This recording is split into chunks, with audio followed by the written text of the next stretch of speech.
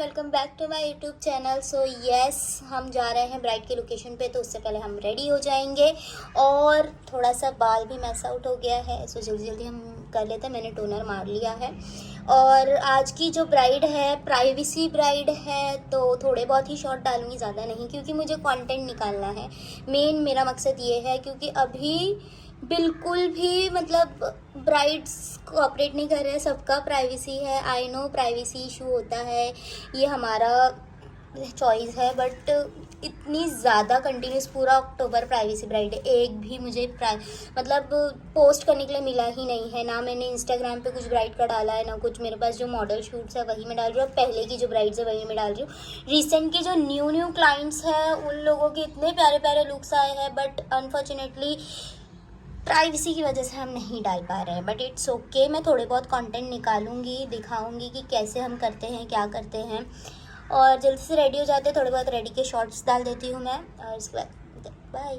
Moisturiser use करने जा रही हूँ, मैंने टोनर एप्लीकेशन कर लिया है। सो मॉइस्चराइज़ के लिए मैं प्लम का मॉइस्चराइज़ यूज़ करूँगी। अब मुझसे पूछते हैं कि आप कौन सा कंसीलर यूज़ करते हो, तो मैं स्विस ब्यूटी का कंसीलर यूज़ करती हूँ। Shade number is 01 and 05।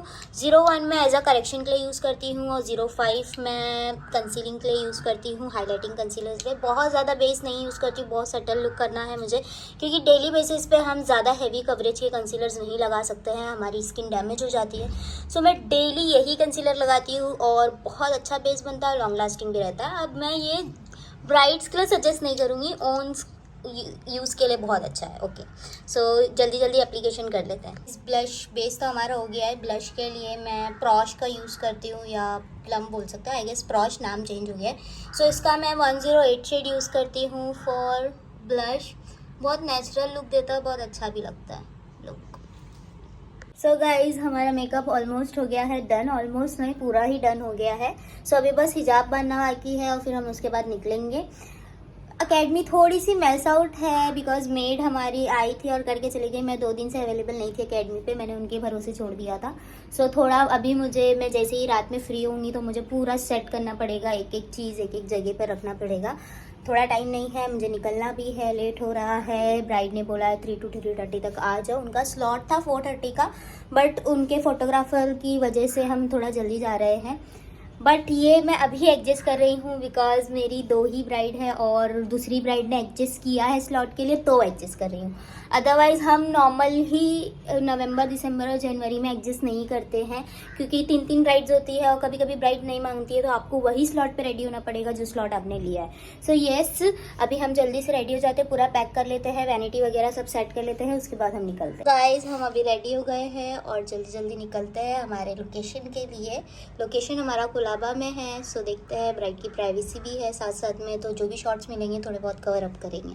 So guys, हम रेडी हो गए हैं और यहाँ हमारी असिस्टेंट है तस्मिया। हमारा बैग भी रेडी हो गया है और अभी मैं ओला बुक कर रही हूँ। एंड गाइज, हमारी ओला भी आ गई है। गाइज, हम ओला में बैठ गए हैं और अभी जेजे ब्रिज चढ़ने वाला है। सो ये मैं हूँ और ये मेरी असिस्टेंट तस्मिया। इसका फेस बहुत जल्दी रिवील करवाऊँगा। तो अभी हम जा रहे हैं ब्राइड के लोकेशन की तरफ। रूम देख रहे हैं कहाँ पे है, कौन सा है देखो, 427। सो यहाँ पे हम आ गए हैं ब्राइड के लोकेशन पे। Here is mine bag. एक वैनिटी बैग आना बाकी है। हम रूम के अंदर आ गए हैं। ये व्यू है यहाँ का,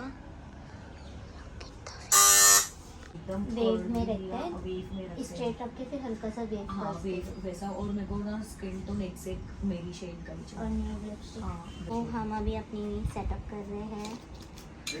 मेरी न्यू ब्रशेस इधर है, मेरी न्यू ब्रशेस।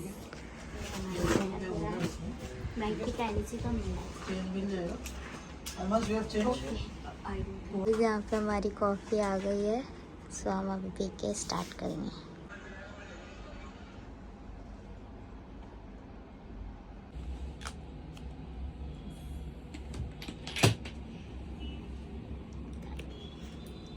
तो हमारे यहाँ पे ब्राइड की नेल्स लग गई है, ऑलमोस्ट डन होने वाला है, एंड मेकअप भी डन हो गया है, सिर्फ हेयर बाकी है।